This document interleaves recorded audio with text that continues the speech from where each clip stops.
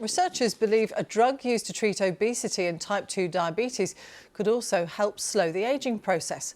Studies on the effectiveness of semaglutide, which is sold under the brand names Ozempic and Wegovy, found that the drug could be used to treat a wide range of illnesses linked to heart failure, arthritis, Alzheimer's disease and even cancer. Researchers say that by improving people's health this way, the drug could help slow ageing. But is it too good to be true? Here's Professor Brian Williams, the Chief Medical Officer at the British Heart Foundation. Well, I think what they were really getting at was if you look at many of the diseases and conditions that are associated with aging, the common ones are heart disease, stroke, dementia, cancers, etc. And when these drugs have been given to patients who are obese or have diabetes or both of those conditions, and they produce significant weight loss, the evidence now suggests that many of those conditions are prevented to a significant degree. And obviously, we're very excited at the British Heart Foundation that we see a significant reduction in heart attacks and strokes and hospitalization for heart failure. And when we're talking about significant, we're saying about a third of the cases that would otherwise have occurred are being prevented with this kind of treatment. So that's what they mean by the aging process itself.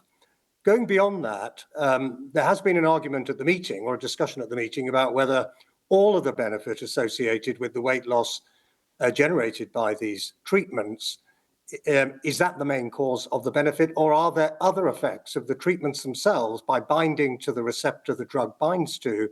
Does it produce other benefits independent of weight loss?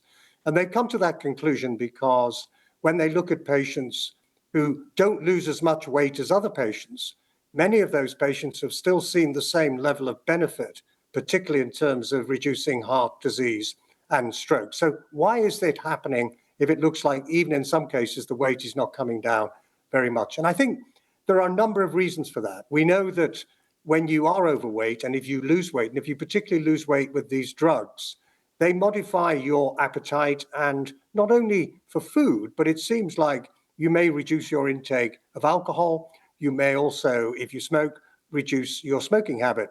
So that's a fascinating observation that's come out of many of the trials. So obviously they would have a major impact on reducing risk. There's also evidence being presented at the meeting that these injections that induce weight loss also produce significant reductions in blood pressure. And obviously as a consequence of weight loss, we see reductions in cholesterol, we see reduced risk of getting diabetes. The patients become more mobile and more active.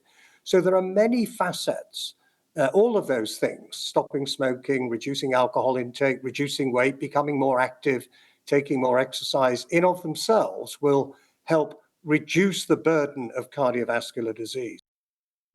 Professor Brian Williams of the British Heart Foundation.